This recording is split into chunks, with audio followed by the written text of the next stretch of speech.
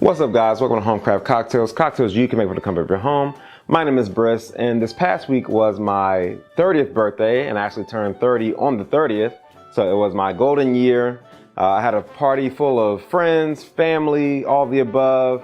So if you're one of those people, or if you're even one of the people that even wish me happy birthday, thank you so much. I wholeheartedly appreciate it. I'm eternally grateful. It was a birthday for the ages, probably the best birthday I can even remember, if not ever. So thank you guys for that. I also went bald, so you know, there's that, and I'm pretty sure that adds at least 10 plus points to my bartending skills, if I'm not mistaken. So yeah, all that to say, that brings me to today's cocktail, which is one of my favorite drinks from one of my favorite places to visit, which is in New Orleans, the VIEW Cuh-RAY.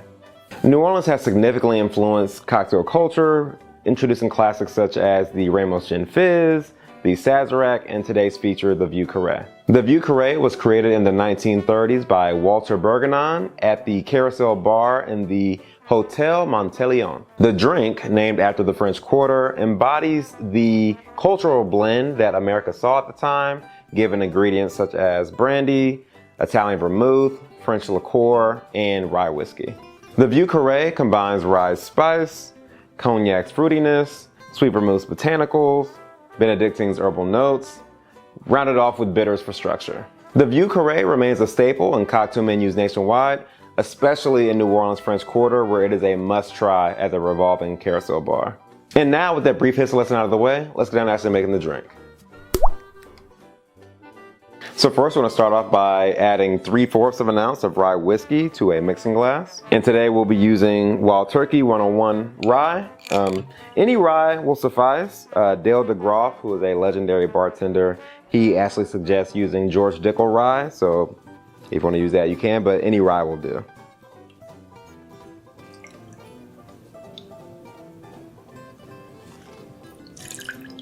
Next, you want to add 3/4 of an ounce of cognac. So in this case, I actually don't have cognac, I have brandy, so to speak, E&J brandy, Grand Blue. Cognac is simply brandy that is actually created in the region of Cognac, France. So while you might get some more notes that are specific to that region of France, if you happen to use brandy instead of cognac, that's perfectly fine.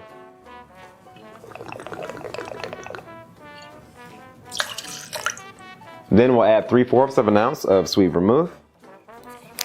And this vermouth is actually made in California, so not quite as exotic as France, but it'll do.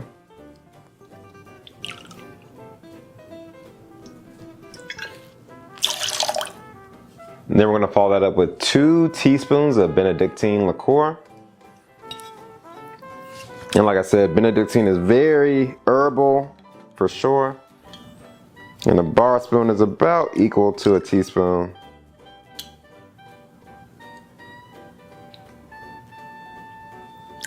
So we'll just do that there. Then we're going to add 2 dashes of Angostura Bitters.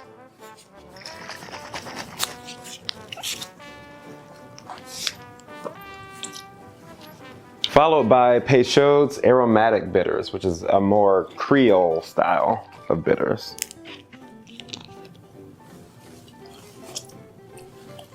And then once we have all of our ingredients in our mixing glass, we'll want to stir that with ice and then strain into a rocks glass with fresh ice.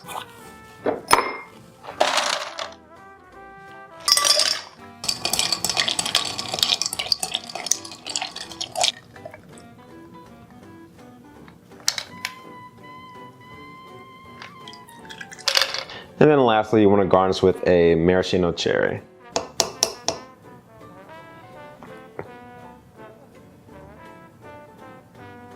And there we have the VIEW Cuh-RAY.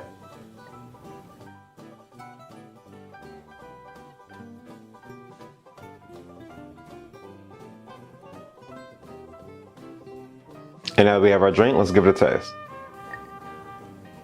Whew. Man.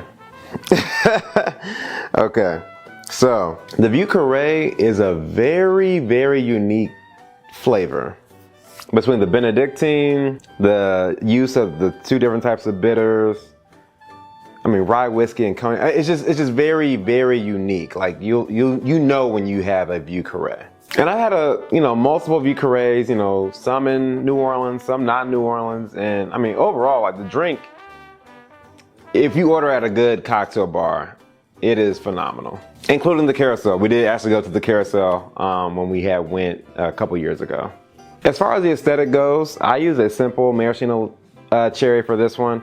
I have seen a few different iterations of garnishes online, such as orange peels or lemon twists. And some even actually, use a lemon peel, express the oils, and then, put the twisted lemon peel into the drink. So now you have that citrus factor in there.